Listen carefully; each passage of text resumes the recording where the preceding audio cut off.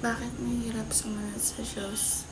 New Covenant, Jeremiah chapter 31, verse 33 to 34. Kung minsan napapaisip tayo, bakit nga ba ang hirap sumunod sa Diyos kahit alam natin siya ang tama, mabuti at tapat? Bakit parang mas madali pa rin gawin ang gusto natin? Ang totoo, lahat tayo ay may pinagdadaanan ng laban sa loob, laban sa sarili nating damdamin, kagustuhan at kahinaan. Minsan gusto nating sumunod pero nahihirapan tayong talikuran ng mga bagay na komportable, masaya sa panandaliang panahon, o kaya ay mas madali kaysa sa tawag ng Diyos. May takot, may pag-aalinlangan at may pride. Normal itong maramdaman dahil tayong lahat ay may makasalanang kalikasan. Pero dito pumapasok ang kagandahan ng Jeremiah chapter 31 verse 33 34. Sabi ng Diyos, isusulat ko ang aking kautusan sa kanilang puso.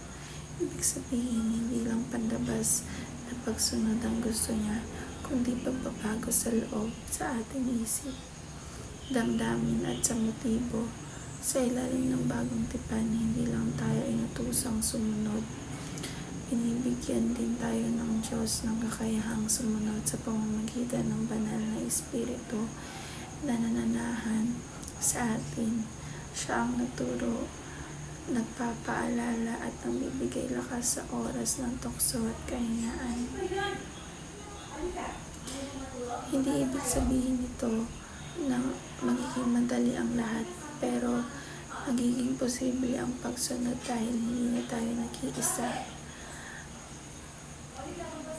Ang Diyos mismo ang gumagawa ng pagbabago sa atin unti-unti, araw-araw. Kaya kung hirap tayo ngayon na sumunod, hindi natin kailangang mahiya.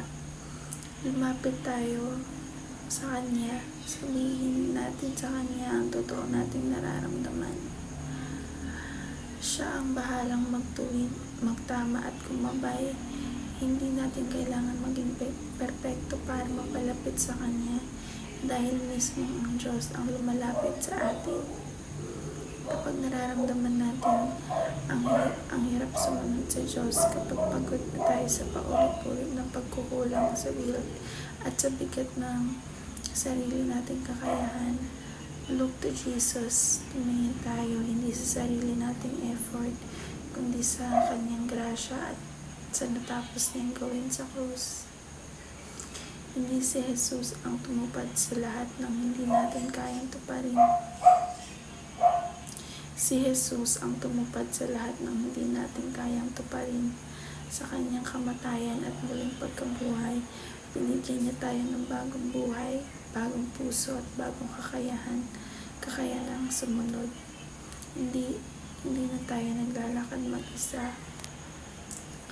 Hindi na natin kailangan pilitin ang pagsunod sa pamamagitan ng sariling lakas.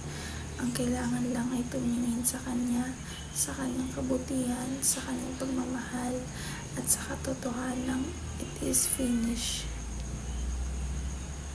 Doon nagmula ang tunay na kapayapaan at lakas para sumunod.